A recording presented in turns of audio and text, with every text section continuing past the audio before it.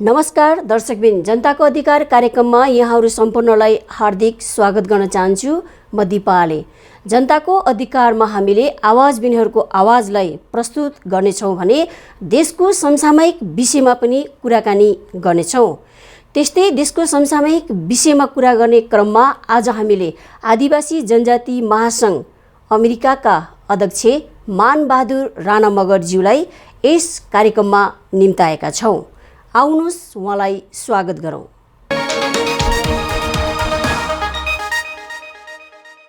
यहाँलाई जनताको अधिकार कार्यक्रममा हार्दिक स्वागत गर्न चाहन्छु। धन्यवाद। सामाजिक काममा चाहिँ कतिको व्यस्त हुनुहुन्छ आजभोलि? पछिल्लो समयमा अवश्य पनि पहिलाभन्दा अझ बढ्दै गएको छ, व्यस्तता छ, चलिरहन्छ यो क्रम।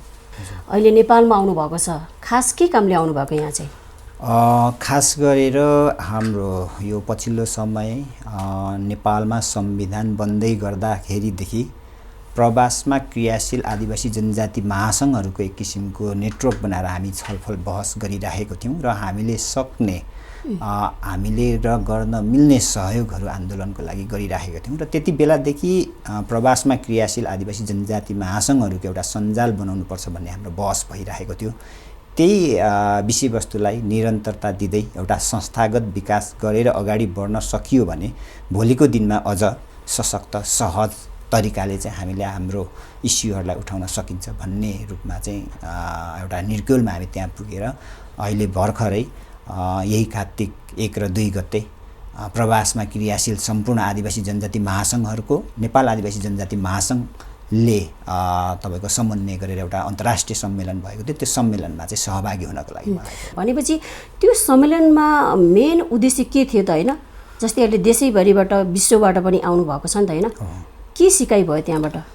हामी खास गरेर प्रवासमा कोही हामी 20 वर्षदेखि संस्थागत रूपमा क्रियाशील छौँ, कोही सङ्गठित हुने क्रम बढिरहेको छ र यद्यपि हुँदै गर्दाखेरि पनि धेरै जस्तो अधिकांश महासङ्घहरू चाहिँ लगभग 8-10 वर्षको हाराहारीमा सक्रिय भएर काम गरिरहेको अवस्था छ। हामी यसरी आफ्नो देशमा इन्डिभिजुअल्ली गरिरहँदै गर्दा अझ हामी तपाईँको चाहिँ समन्वय गरेर एउटा सञ्जाल बनाएर नेटवर्क बनाएर समन्वय गरेर अगाडि बढ्यौँ भने हाम्रो काम अथवा गर्ने प्रक्रियामा अथवा हाम्रो बहसको कुराहरूमा होस् अथवा हरेक कुरामा हामी एकरूपता ल्याउन सक्छौँ, छलफल गरेर अझ प्रभावकारी ढङ्गले अगाडि बढाउन सक्छौँ भन्ने हिसाबले चाहिँ हामी त्यो उद्देश्य लिएर चाहिँ हामी एउटा प्रथम अन्तर्राष्ट्रिय सम्मेलन गरी त्यहाँबाट संस्थागत रूपमा यसलाई कसरी अगाडि बढाउन सकिन्छ, नेटवर्कलाई कसरी निरन्तर रूपमा सहज तरिकाबाट अथवा सहकार्य गरेर अगाडि बढाउन सकिन्छ भन्ने चाहिँ मुख्य हाम्रो उद्देश्य। यो सम्मेलनले चाहिँ विश्वभरिकै आदिवासी जनजातिहरूको चाहिँ मुद्दालाई चाहिँ एकजुट गर्न सक्छ त? यो सम्मेलनले र यो सम्मेलन मार्फत गर्ने भन्दा पनि मुख्य रूपमा यसको आन्दोलनको नेतृत्वकर्ता र यसको तपाईँको चाहिँ सञ्चालनकर्ता चाहिँ नेपाल आदिवासी जनजाति महासङ्घ नै हुन्छ। हामी प्रवासमा रहेर चाहिँ हामीले कस्तो किसिमको सहयोग गर्न सक्छौँ र हामीले कसरी नैतिक, आर्थिक या वैचारिक रूपमा चाहिँ हामीले उहाँहरूलाई सहयोग पुर्याउन सक्छौँ प्रत्यक्ष रूपमा या अप्रत्यक्ष रूपमा भन्ने कुरा हो। र त्यो सहयोगहरूलाई चाहिँ त्यो समन्वयहरूलाई चाहिँ कसरी छिटो छरितो तपाईँको चाहिँ प्रभावकारी रूपमा चाहिँ हामी गर्न सक्छौँ भन्ने कुरा हो। त्यतातिर चाहिँ हाम्रो मुख्य तपाईँको उद्देश्य रहन सक्छ। जस्तो म एउटा के थप्छु भने कहिलेकाहीँ के हुन्छ भने हामी प्रवासमा लगभग 22देखि 25वटा संस्था महासङ्घहरू क्रियाशील छौँ। नेपालमा एक किसिमको तपाईँको चाहिँ आकस्मिक रूपमा चाहिँ तपाईँको मुभमेन्टहरू भइरहेको हुन्छ। यदि हाम्रो अन्तर्राष्ट्रिय सञ्जाल बनेन भने छैन भने एक आपसमा हाम्रो कोअर्डिनेसन हुनै समय लाग्छ। कुनै साथीहरू सक्रिय हुनुहोला, उहाँहरू छिटो नेपाल आदिवासी जनजाति महासङ्घसँग सम्पर्क रहनुहोला, उहाँहरूले सहयोग गर्नुहोला। कुनै साथीहरू अलिकति निष्क्रिय हुनुहुन्छ अथवा त्यहाँको ठाउँ परिस्थितिको कारणले गर्दा भने उहाँहरूको त्यो अवस्था नहुन सक्छ। तर हाम्रो एउटा सञ्जाल बन्यो भने हामी एकैचोटि चाहिँ विश्वभरिको आदिवासीहरूमा चाहिँ हाम्रो एक किसिमको चाहिँ तपाईँको चाहिँ म्यासेज पुर्याउन सक्छौँ र हामी एक किसिमको निर्णय गरेर हामी चाहिँ छिटो छरितो तरिकाले चाहिँ हामी चाहिँ समन्वय गर्न सक्छौँ भन्ने नै हो हाम्रो मुख्य उद्देश्य।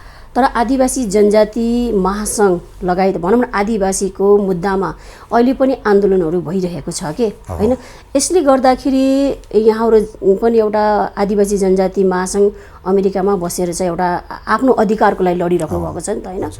यसमा अहिले पनि आन्दोलनमा लाग्नुको कारण के देख्नुहुन्छ यहाँले? मुख्य कुरा जस्तो संविधान आयो त्यो तपाईँ हामी सबैले यो गरेको कुरा हो। तर संविधानले समग्र आदिवासी जनजातिहरूको, मधेसीको, महिलाको, मुस्लिमहरूको र पिछडिया पछाडि परिएको वर्गहरूको तपाईँको अधिकारलाई समेट्यो कि समेटिएन भन्ने कुरा हो। र राजनीतिक नेताहरूले भन्नुहुन्छ यो विश्वमै तपाईँको उत्कृष्ट संविधान भनेर, तर हामीले त्यति हुँदै गर्दा र त्यति भनिँदै गर्दा पनि अर्को पाटोबाट बुझ्नुपर्ने कुरा के हो भने त्यो विश्वमै एकदमै उत्कृष्ट भनिएको संविधान जारी हुँदै गर्दाखेरि पनि विश्वभरि फेरि विरोध भइरहेको थियो। नेपालमै पनि मधेसमा मधेस आन्दोलन भएर 50औं तपाईँको चाहिँ आन्दोलनकारीहरूले शहादत प्राप्त गरेको अवस्था थियो। त्यसो भएकोले गर्दाखेरि त्यो संविधानभित्र कहीँ न कहीँ खोट छ, कहीँ न कहीँ तपाईँको चाहिँ विभेदमा पारिएको छ। ती कुराहरूलाई चाहिँ निरन्तर रूपमा हामीले उठाउनुपर्छ र त्यसमा चाहिँ कुनै न कुनै दिनमा चाहिँ त्यो पछाडि परेको वर्गहरूको, आदिवासी जनजाति, महिला, मुस्लिमहरूको चाहिँ अधिकारको कुरालाई चाहिँ नसमेटिकन तपाईँको चाहिँ यो संविधानलाई उत्कृष्ट भन्न सकिने अवस्था रहँदैन। त्यसैले हामीले प्रवासमा रहेर पनि ती कुराहरूलाई चाहिँ उठाउनुपर्छ भन्ने चाहिँ हाम्रो मान्यता हो। त्यसो भए यहाँहरूको जुन एउटा सोचाइ छ आफ्नो अधिकारको लागि प्रवासमा बसेर पनि लडिराख्नु भएको छ, त्यसै भए यो संविधान यहाँहरूको लागि मान्य छैन? परिमार्जन गर्दै लैजानुपर्छ भन्ने कुरा हो। नेपाल सरकारले लागू गरिसके पछाडि संविधानै नमान्ने भन्ने कुरा होइन, तर त्यो संविधानमा केही त्रुटिहरू छन् अथवा केही संशोधन गर्ने अवस्थाहरू छ, गर्नुपर्ने स्थिति छ भने त्यो चाहिँ यथाशक्य गर्नुपर्छ भन्ने हाम्रो माग हो। तर संविधान संशोधन हुँदै जान्छ, जारी गर्दै गर्दाखेरि पनि भनेको थियो संविधान अकाट्य हुँदैन, संविधान संशोधन हुँदै जान्छ, समय परिस्थिति अनुसार चाहिँ परिवर्तन हुँदै जान्छ भनेको यो लामो समय भयो। केही कति बुदाहरूमा संशोधन पनि भएका होलान्, तर जुन समुदायले तपाईँको आन्दोलन गरेको थियो, शहादत प्राप्त गरेको थियो, त्यही समुदायले उठाएको इस्यु चाहिँ, त्यही समुदायले उठाएको मुद्दा चाहिँ अहिले पनि संशोधन गर्ने प्रक्रियातिर सरकार नजानु चाहिँ हामीलाई आश्चर्यजनक लागेको छ र ती कुराहरूलाई चाहिँ हामी बराबर उठाउँ। प्रवासमा बसेका आदिवासी जनजातिहरूले चाहिँ के सोचिराख्नु भएको छ, के रणनीतिहरू बनाइराख्नु भएको छ? समय परिस्थिति र ठाउँ अनुसारको फरक फरक किसिमको आन्दोलनको कार्यक्रमहरू हुन्छ। जस्तो नेपालमा हुनुहुने साथीहरूले नेपालको आदिवासी जनजाति महासङ्घले सडक सदन र कहाँबाट उहाँहरूले आन्दोलन गर्नुपर्ने हुन्छ त्यहाँबाट गर्नुहुन्छ। हामी प्रवासमा रहेको क्रियाशील साथीहरूले प्रवासमा हामी सडकमा निस्किनु पर्ने अवस्था हुँदैन। हामीले कुन रूपमा चाहिँ नेपालको आन्दोलनलाई सहयोग गर्छौँ हामी त्यतातिर ध्यान केन्द्रित गर्छौँ। कसरी गरिराख्नु भएको छ? जस्तै भनौँ न विदेशमा प्रवासमा बसिसकेपछि त अब आदिवासी जनजातिको आन्दोलनमा भनौँ न बाटोमा आएर आन्दोलन गर्न नसके पनि अब आर्थिक भौतिक अब भनौँ न वैचारिक रूपले त सहयोग त गर्नुभएको छ नि, होइन? कसरी चाहिँ सहयोग गरिराख्नु भएको छ? हाम्रो आर्थिकदेखि लिएर नैतिक वैचारिक कुराहरू नै हो मुख्य कुरा। त्यस पछाडि त्यसो भन्दै गर्दाखेरि फेरि यहाँको मिडियाले र नेपाल सरकारले चाहिँ विदेशको पैसाले चाहिँ यहाँ आन्दोलन गरिरहेको रहेछ भन्ने खालको भ्रम पर्ला। अहिलेसम्म त्यो रूपमा हामी गएका चाहिँ छैनौँ, त्यस्तो चाहिँ छैन, होइन। तर आवश्यक पऱ्यो भने अब त्यो पनि गर्नुपर्ने अवस्था हुन्छ भन्ने चाहिँ हो र छिटपुट केही थोरै हामीले गरेका पनि होला। तर त्यो रूपमा होइन आन्दोलनै गर्नुपर्छ भनेर पैसा पठाएर चाहिँ गरेको अवस्था चाहिँ होइन। अहिले आदिवासी जनजातिलाई एक खालको यस्तै खालको आरोप आएको छ कि विदेशबाट त्यस्तो खालको डलर आएको छ र यिनीहरूले यसरी चाहिँ आन्दोलन गरेर सरकारको मुद्दालाई कमजोर पारेको छ भनेर आदिवासी जनजातिलाई आरोप आएको छ कि, होइन? यो वास्तविकता के हो त? यस्तो हो, मुख्य रूपमा चाहिँ अब विदेशमा हामी तपाईँको आन्दोलनकै लागि भनेर हामीले अहिलेसम्म गरिरहेको त्यसरी आर्थिक सङ्कलन गरेर गरेको अवस्था छैन होला। संविधान जारी हुँदै गर्दाखेरि त्यो बेलामा केही गरियो पनि होला, तर अहिले पछिल्लो अवस्थामा यसो भन्दै गर्दाखेरि हामीले गर्न नसक्ने र नगर्ने भन्ने कुरा चाहिँ होइन। र हामी के चाहन्छौँ भने त्यो अवस्था नआओस्। विदेशमा भएको आदिवासी जनजातिहरूले होइन तपाईँको चाहिँ आर्थिक सहयोग गरेर चाहिँ नेपालमा आन्दोलन गर्नु, कसैले पनि आन्दोलन आफ्नो अधिकारको लागि आन्दोलन गर्नुपर्ने अवस्था नआओस्।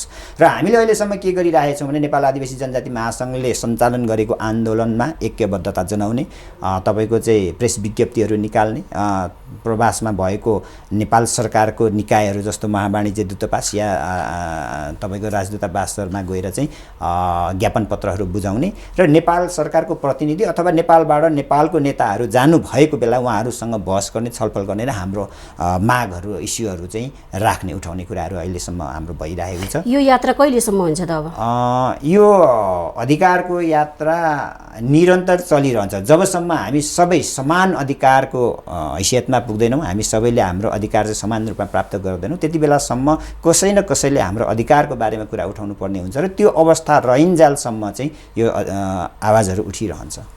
नेपालमा बसेर काम गर्ने भनौँ न अब जातीय नेताहरूलाई त गाह्रो छ भनेपछि विदेशमा बसेर प्रवासमा बसेर काम गर्दा कतिको चुनौतीहरू खेप्नु भएको छ? सजिलो छैन, अत्यन्तै सजिलो छैन, किनभने हामी पनि आफ्नो परिस्थितिहरूलाई सम्बोधन गर्न भनेर पनि गएका हुन्छौँ। त्यहाँको प्रवासको बसाइ, त्यहाँको महँगाई र त्यहाँको कामको कुराहरू आफ्नो ठाउँमा छ, पारिवारिक कुराहरू म्यानेज गर्ने आफ्नो कुरा छ। तथापि हामीले हाम्रो समुदायको लागि, राष्ट्रको लागि, हामीले हाम्रो समुदायको लागि गर्दै गर्दाखेरि यो बिल्कुल फेरि जातीयवादमा गएर अथवा समुदायको लागि मात्रै भन्ने होइन, हामी सबै व्यक्ति मिलेर समाज बन्छ र त्यो समाज अथवा समुदाय माथि उठ्यो भने एउटा राष्ट्र माथि उठ्न सक्छ। त्यसो भएकोले गर्दाखेरि जसले जहाँबाट गर्न सकिन्छ त्यहाँबाट गर्ने हो र हामीले जुन रूपमा गर्न सक्छौँ हामीले पहल गरिरहेको हुन्छौँ। त्यसले हामीले बोझको रूपमा पनि लिँदैनौँ र तर त्यति सजिलो चाहिँ छैन, किनभने त्यहाँको परिस्थिति, त्यहाँको नियम कानुनहरूलाई पनि मिलाउनु पर्ने हुन्छ। जे होस्, अब आफ्नो अधिकारको लागि भनौँ न, अब राज्यले गरेको विभेदलाई होइन समानताको रूपमा ल्याउनको लागि चाहिँ लडिराख्नु भएको छ प्रवासमा बसेका हाम्रा दाजुभाइ दिदीबहिनीहरू होइन। हजुर। त्यसो भएपछि अब यो आदिवासी जनजातिको कुरा गर्दै गर्दाखेरि अब नेपालमा त एउटा जाति मात्रै छैन होइन, विभिन्न जात जाति भाषा धर्म छन्। तर पनि आदिवासी जनजातिले आफ्नो मुद्दा उठाउँदै गर्दाखेरि जातीयवादको चाहिँ आरोप आइरहेको छ कि यहाँले चाहिँ कतिको खेप्नु भएको छ? त्यो बिल्कुलै नेपालमा जुन किसिमको आरोप प्रत्यारोपहरू हुन्छन्, जुन किसिमको कुराहरू हुन्छन्, प्रवासमा पनि त्यही कुराहरू गयो कि भन्ने खालको तपाईँको एक किसिमको साथीभाइहरूको आक्षेप छ।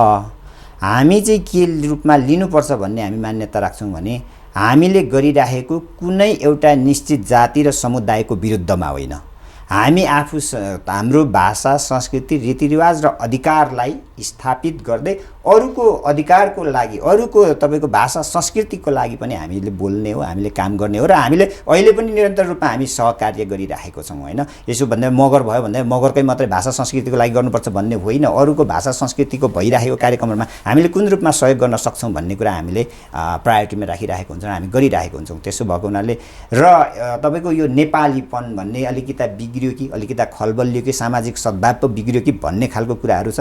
त्यो नेपाली भन्ने जुन शब्द छ, नेपाली भन्ने जुन संस्कृति छ र त्यो समुदाय छ नि, त्यो समुदाय, संस्कृति र सभ्यता तपाईँ हामी बिचको आदिवासी जनजातिहरूको पनि र त्यसभित्र पनि मगर, राई, लिम्बू, गुरुङ आदि सबैको संस्कृति समान रूपमा प्रस्फुटन नभइन्जेलसम्म त्यो नेपाली भन्ने पूर्णता हुँदैन र हामीले गरिरहेको त्यो नेपाली भन्ने पूर्णता दिलाउनको लागि हो, हामी त्यसको लागि। जसले पनि अब आफ्नो जातिको अधिकार खोज्दै गर्दाखेरि एक खालको जुन एउटा जातिवादको चाहिँ आरोप आइरहेको छ होइन, यो आरोप आउनुको चाहिँ उद्देश्य चाहिँ के, यो सरकारभित्रैबाट भएको जस्तो लाग्छ कि राज्यको कमजोरी जस्तो लाग्छ कि? हामीमा व्यक्तिगत रूपमा पनि, सामाजिक रूपमा पनि र सामुदायिक रूपमा पनि के खालको अलिकता सभ्यता बढेर गएको छ भने आफू माथि जानको लागि कोही मुनि गइदियो भने चाहिँ मलाई सजिलो हुन्छ भन्ने खालको छ होइन। सामुदायिक रूपमा, अधिकारको रूपमा पनि उनीहरूले अथवा कसैले चाहिँ तपाईँको चाहिँ अधिकार प्राप्त गर्यो भने मेरो अधिकार कम हुन्छ कि, अथवा उसको अधिकार कम गरेर चाहिँ मेरो अधिकार बढी हुन्छ कि भन्ने खालको भावना अलिकता बढी, त्यो खालको अलिकता बुझाइ बढी भएर त्यस्तो भएको हो कि भन्ने जस्तो लाग्छ। हामीलाई के लाग्छ भने यदि समृद्ध नेपाल हुनको लागि, समृद्ध नेपाली संस्कृति हुनको लागि सबै भाषा, संस्कृति र सबै जात समुदाय चाहिँ समृद्ध बन्यो भने समृद्ध हुन्छ। कोही होइन न कि एउटा कसैलाई चाहिँ मुनि बनाएर अथवा कसैलाई चाहिँ तपाईँको चाहिँ तल राखेर आफू माथि गएर माथि हुँदैन। यो आफू सायद आफू हाइलाइटमा आउन, प्रचार प्रसारमा आउनको लागि पनि त्यो गरेको हुनसक्छ होइन। त्यसो भएकोले उहाँहरूले नै अलिकता त्यो गरिराखेको चाहिँ म महसुस गर्छु। दर्शकबिन, हामी छोटो ब्रेक लिन चाहन्छौँ। यहाँहरू हेर्दै हुनुहुन्छ जनताको अधिकार।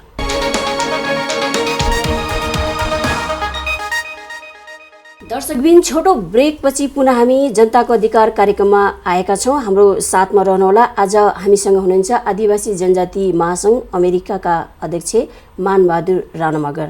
पुनः यहाँलाई चाहिँ म हार्दिक स्वागत गर्न चाहन्छु। यहाँले चाहिँ अघि जुन देशकै बारेमा चाहिँ भनौँ न अब प्रश्न उठाउनु भयो, समृद्धि नेपाल र सुखी नेपालीको अवस्था अहिले सरकारले भन्दै गर्दाखेरि होइन, अब जति आउनुपर्ने त्यति आउन सकेको छैन नि, त्यसको पनि अब त्यो कुरालाई चाहिँ पूर्णता दिनको लागि राजनीतिक दल नै दोषी भनेर भन्नुभएको छ नि त होइन। यसलाई चाहिँ आदिवासी जनजाति भित्र भएको नेताहरूलाई चाहिँ के भन्न चाहनुहुन्छ? निश्चय पनि कुनै पनि विषयवस्तुहरूमा, कुनै पनि कुरामा एउटा पक्ष मात्रै दोषी नहोला। केही अब तपाईँको आंशिक रूपमा आदिवासी जनजाति नेताहरूले पनि र अभियन्ताहरूले पनि केही कुराहरूलाई निरन्तर रूपमा अथवा सशक्त रूपमा उठाउनु भएन कि अथवा बीचमा चाहिँ आन्दोलनको एउटा उचाइ लिँदै गर्दाखेरि कतै सम्झौता गर्नुभयो कि भन्ने खालको कुराहरू आइरहेको छ।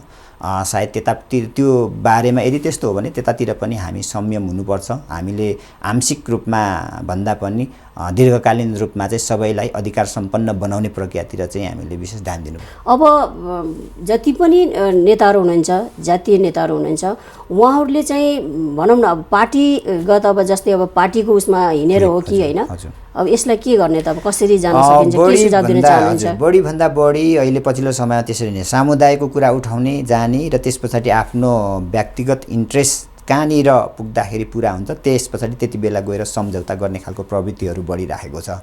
त्यसलाई चाहिँ हाम्रो सामाजिक सङ्घ संस्थाभित्र चाहिँ व्यापक रूपमा छलफल गरेर भोलिको दिनमा त्यो खालको नहुने परिस्थिति कसरी सिर्जना गर्न सकिन्छ भन्ने बारेमा चाहिँ हामी सचेत हुन जरुरी छ। र जो अभियन्ताहरू हुनुहुन्छ, जो राजनीतिक कर्मीहरू हुनुहुन्छ, उहाँहरूले पनि हामीले व्यक्तिगत तपाईँको चाहिँ फाइदाको लागि भन्दा पनि एउटा समुदायको हितको लागि चाहिँ काम गर्न सक्नुपर्छ भन्ने मलाई लाग्छ। राजनीति भन्ने कुरा तपाईँको चाहिँ पूर्णकालीन रूपमा गर्न सकिँदैन भने आफ्नो व्यक्तिगत आय स्रोत भएर मात्रै गर्नुपर्ने स्थितिहरूतिर लाग्नुपर्छ। नेपालमा के छ भने एउटा राजनीतिलाई नै पेसा बनाउने, अनि त्यस पछाडि पेसा बनाइसकेपछि तपाईँको त पेट त पाल्नु पऱ्यो, बेलुका गएर सुत्नु पऱ्यो, त्यसको लागि त के गर्ने त भन्दा केही न कुनै रूपमा गएर सम्झौता नगरिकन हुँदैन। त्यो खालको परिस्थितिको अन्त्य हुनुपर्छ भन्ने जस्तो। त्यस्तो खालको सम्झौताले गर्दाखेरि हाम्रो विदेशमा रहेका आदिवासी जनजातिहरूको भावनालाई त खोजियो नि त होइन। अहिलेसम्म पनि यहाँहरू आन्दोलनमा हुनुहुन्छ होइन, सरकारले सुनाइ नगरेको अवस्था छ होइन। देशमा सबै कुरा आउँदा पनि अहिले पनि आदिवासी जनजाति बाटोमा आन्दोलन गर्नुपर्ने अवस्था छ भनेपछि सम्भावनाका बाटाहरू के छन् त? अब कहिलेसम्म आदिवासी जनजातिले बाटोमा गएर आन्दोलन गर्ने? यस्तो परिस्थिति नआउनु पर्ने हो, आउनुहुन्न हो। नेपाल सरकारले चाहेको भए अथवा नेपालको राजनीतिज्ञहरूले चाहेको भए यी कुराहरूलाई संविधानमै तपाईँको चाहिँ समावेश गरेर यसको पहिले अन्त्य भइसक्नु पर्थ्यो। हामी कोही पनि आन्दोलनमा सडकमा निस्किनु पर्ने अवस्था हुनुहुन्न थियो। तर यद्यपि अहिलेसम्म पनि व्यवस्था गरिराखेकोले गर्दाखेरि मलाई लाग्छ यो आदिवासी जनजातिहरूले आफ्नो तपाईँको चाहिँ पहिचानसहितको हक अधिकार, आफ्नो सांस्कृतिक अधिकार, भाषिक अधिकारहरू चाहिँ सुनिश्चित नभइन्जेलसम्म यो आन्दोलन रोकिनेवाला छैन। कुनै न कुनै रूपमा उठिरहेको हुन्छ र कुनै न कुनै दिनमा यो चाहिँ उत्कर्षमा पुगेर निर्णायक आन्दोलन हुन्छ। तर अब यो संविधानले त आदिवासी जनजाति लगायत सम्पूर्ण पछाडि परेको समुदायको लागि त मौलिक अधिकार त दिएको छ नि त। त्यो संविधानलाई चाहिँ कार्यान्वयन गर्न नसकेको हो कि होइन? त्यो कमजोरी कस्तो देख्नुहुन्छ? तपाईँको कतिपय अवस्थामा मौलिक अधिकारहरू दिँदै गर्दाखेरि पनि कार्यान्वयनको अवस्थामा उहाँहरूले चासो नदिने अथवा कसरी त्यसलाई तपाईँको चाहिँ फरक ढङ्गले अथवा त्यहीबाट चाहिँ कसरी चाहिँ अधिकारहरूलाई चाहिँ कटौती गर्न सकिन्छ भन्ने कुराहरू आइरहेको छ। त्यसरी व्यवहारमा देखाइरहनु भएको छ। जस्तो अस्तिको तपाईँको चाहिँ यो लोकसेवा आयोगको सूचनाकै उसमा हेर्ने हो भने कतिपय उसमा लगभग 40, 45, 56 कोटा चाहिँ आदिवासी जनजातिहरूले पाउनुपर्ने कोटाहरू जिरोमा राखिएको अवस्थाहरू छ। त आदिवासी जनजाति संविधानमै तपाईँको कानुनमै चाहिँ यति % अथवा यति हुनुपर्छ भनेर निश्चित आरक्षणको कोटा हुँदै गर्दाखेरि पनि त्यो अवस्थाहरू छ।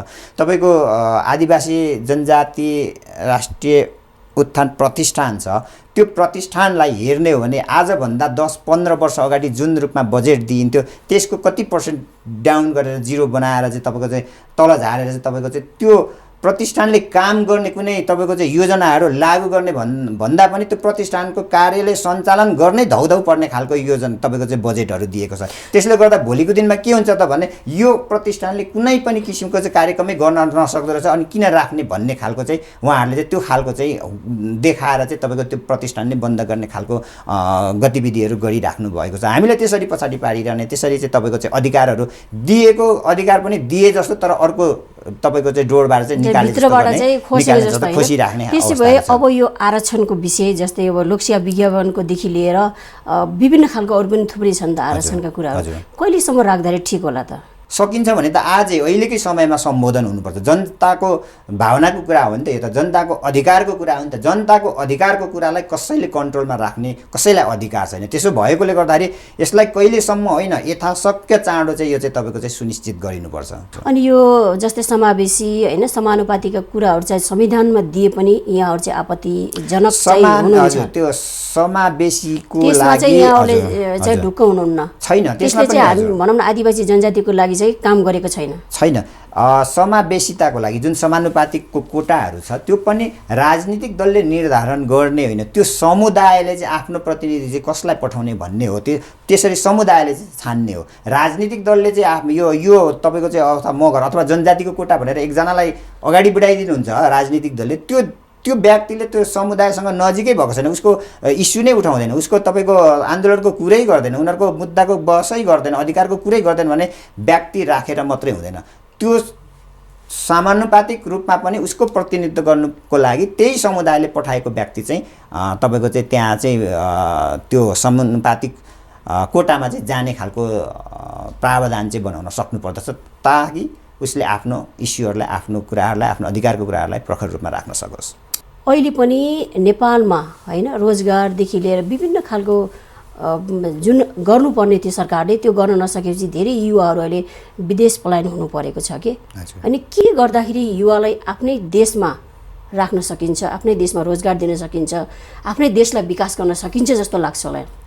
यो नेपालमा जति पनि विकासको कामहरू योजनाहरू बढिरहेको छ त्यो विकासको योजनाहरूलाई प्राथमिकता दिएर अगाडि बढाउनु पर्यो। नेपालमा के भइरहेको छ भने एउटा विकास योजना ल्याइन्छ र त्यसलाई जति सक्दो लम्ब्याएर हरेक वर्ष बजेट तपाईँको विनियोजन गर्ने र त्यहाँबाट कमिसन खाने र काम चाहिँ कम गर्ने भन्ने खालको जुन प्रक्रियाहरू छ। तपाईँको मेलन्ची खाने पानीकै हेरौँ न, कतिजना प्रधानमन्त्रीहरू चाहिँ तपाईँको स्वर्गीय भइसक्नुभयो, अहिले पनि त्यो 5% मात्रै चाहिँ तपाईँ काम बाँकी छ भनिन्छ, तर त्यो 5% कम्प्लिट गर्न चाहँदैन सरकारले। किन चाहँदैन भने त्यो कम्प्लिट नहुँदाखेरि फेरि हरेक वर्ष त्यो तपाईँको परियोजनालाई चाहिँ बजेटमा पारेर त्यहाँबाट केही न केही कमिसन खाने प्रक्रियाहरू भइरहेको हुन्छ। त्यसो भएकोले गर्दाखेरि जे जति नेपालमा तपाईँको चाहिँ राष्ट्रिय महत्त्वको भनौँ या सानोतिनो जति पनि तपाईँको चाहिँ विकास परियोजनाहरू छ, विकासका कामहरू छन्, ती कामहरूलाई चाहिँ एकदमै तपाईँको चाहिँ द्रुत गतिमा सञ्चालन गर्नु पर्यो र त्यसमा चाहिँ धेरैभन्दा धेरै युवाहरूलाई रोजगारी दिनु पर्यो। त्यसो भयो भने तपाईँको मलाई लाग्छ अब फेरि पनि चाहिँ युवाहरू चाहिँ बाहिर यही रूपमा यही तपाईँको चाहिँ अहिलेकै अनुपातमा चाहिँ बाहिर गइरहनुपर्छ भन्ने लाग्दैन, धेरै न्यूनीकरण गर्न चाहिँ सकिन्छ। कि साँच्चै नेपालमा आएको हो त सुखी नेपाली र समृद्ध नेपाल? यो सुखी नेपाली समृद्ध नेपाल भन्ने चाहिँ यो अहिले तत्कालकै लागि चाहिँ तपाईँको यो एउटा नारामा मात्रै यो सीमित रहन्छ।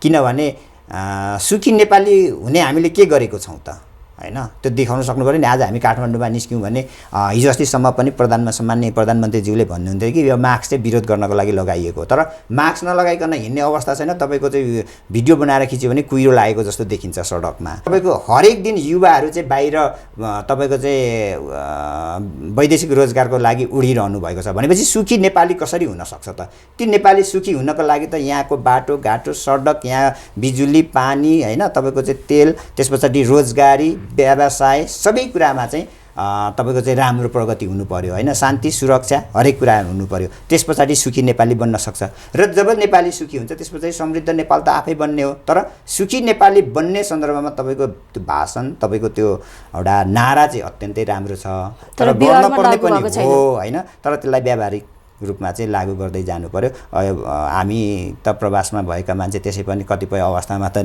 यहीँको मन्त्रीहरूले विदेशी नागरिक भनेर भन्नुहुन्छ। हामी एकदमै विश गर्छौँ र हाम्रो तर्फबाट सक्ने प्रयास हामी पनि गर्छौँ। अब अन्तिममा जाँदा जाँदै यो जुन आदिवासी जनजाति महासङ्घको प्रथम सम्मेलन थियो, त्यो सम्मेलनले दिन के खोजेको छ त?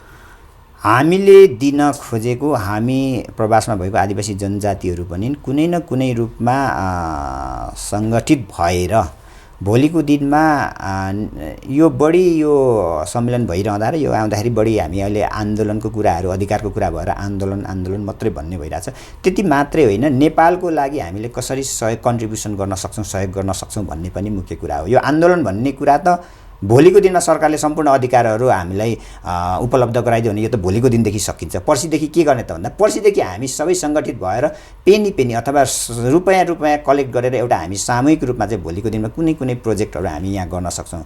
नेपालमा हुने विभिन्न किसिमका आपद विपदको कामहरू, परिस्थितिहरू पर्यो भने त्यति बेला हामी प्रभावकारी रूपमा सहयोग गर्न सक्छौँ, होइन? जस्तो भूकम्प गएको बेलामा एनआरएनले, गैर आवासीय नेपालीहरूले तुरुन्त रूपमा सहयोग गर्ने अवस्था बन्यो। यदि त्यो एनआरएन भन्ने संस्था ग्लोबल्ली नबनेको भए, त्यसरी सङ्गठित नभएको भने त्यो अवस्था हुन सक्दैन थियो। त्यसरी नै हामी आदिवासी अब यसो हुँदै गर्दाखेरि फेरि एनआरएलले नि किन गर्न सक्दैन त भन्ने कुराहरू होला। कतिपय कुराहरू बृहत रूपमा अथवा व्यापक रूपमा चाहिँ जानको लागि सानो सानो इकाइहरूको पनि आवश्यकता पर्दछ होइन। अथवा हामी जनजातिहरूले पनि त गर्छ भने त्यसमा कुनै तपाईँको चाहिँ अन्यथा मान्नुपर्ने अवस्थाहरू नहुन सक्छ होइन। हामीले देखिरहेको ठाउँहरू अरूले नदेखिरहेको हुनसक्छ। हामीले गर्ने सहकार्य गर्ने त्यो चाहिँ राज्यलाई प्लस पोइन्ट हुन्छ। हो, विचारहरू होइन प्रकृतिहरू नमिलिरहेको हुनसक्छ। त्यसो भएको हुनाले विचार प्रकृति प्रक्रिया मिल्ने साथीहरू चाहिँ एक ठाउँमा बसेर चाहिँ सहयोग गर्दाखेरि तपाईँको चाहिँ सहयोगको आदान प्रदान गर्दाखेरि चाहिँ अझ राम्रो हुन्छ भन्ने हिसाबले चाहिँ भोलिको दिनमा हाम्रो आन्दोलनको कुराहरूलाई कसरी सहयोग गर्ने भन्ने कुरा आफ्नो ठाउँमा छ। नेपालमा हामी आदिवासी जनजातिहरूले कसरी लगानी गर्न सक्छौँ भन्ने कुरा अर्को ठाउँमा छ। नेपालमा भोलि सामाजिक सहयोगहरू कसरी सञ्चालन गर्न सक्छौँ, सामाजिक कार्यक्रमहरू कसरी ल्याउन सक्छौँ भन्ने कुराहरू छ। ती कुराहरूलाई चाहिँ अगाडि बढाउनको लागि चाहिँ हामीले यो सम्मेलन मार्फत चाहिँ एउटा बहसको सुरुवात गरेका हौँ र यो बहसले मलाई लाग्छ निश्चित रूपमा यसलाई सकारात्मक रूपमा अगाडि बढ्छ। हामी सुरुवात गरेका छौँ र यसको लागि नेपाल सरकारदेखि लिएर यहाँका सम्पूर्ण बुद्धिजीवीहरूले पनि हामीलाई सहयोग गर्नुहुनेछ, सुझाव दिनुहुनेछ भन्ने हामीले विश्वास। हवस् त, जनताको अधिकार कार्यक्रममा आएर आफ्नो महत्त्वपूर्ण कुरा राखिदिनु भयो। मेरो व्यक्तिगत तर्फदेखि र नाइस टेलिभिजनको तर्फदेखि नि धन्यवाद दिन चाहन्छु। नमस्ते। नमस्कार। मलाई पनि विशेष गरेर यो कार्यक्रममा तपाईँको कार्यक्रममा केही कुराहरू राख्ने अवसर दिनुभएकोमा तपाईँ लगायत नाइस टेलिभिजनको सम्पूर्ण प्राविधिक साथीहरू र नाइस टेलिभिजन परिवारलाई नेपाल आदिवासी जनजाति महासङ्घ अमेरिकाको तर्फबाट र व्यक्तिगत रूपमा मेरो तर्फबाट समेत धेरै धेरै धन्यवाद। हवस् त दर्शकबिन, जनताको अधिकार कार्यक्रममा आज हामीले आदिवासी जनजाति महासङ्घ अमेरिकाका अध्यक्ष मानबहादुर राणा मगरज्यूसँग कुराकानी गऱ्यौँ। पुनः अर्को साता हामीले यस्तै जनताको आवाज लिएर आउने व्यक्तित्वहरूसँग कुराकानी गर्ने बाचा गर्दै म दिपाले लगायत हाम्रो सम्पूर्ण टिमको तर्फबाट बिदा माग्दछु। नमस्ते।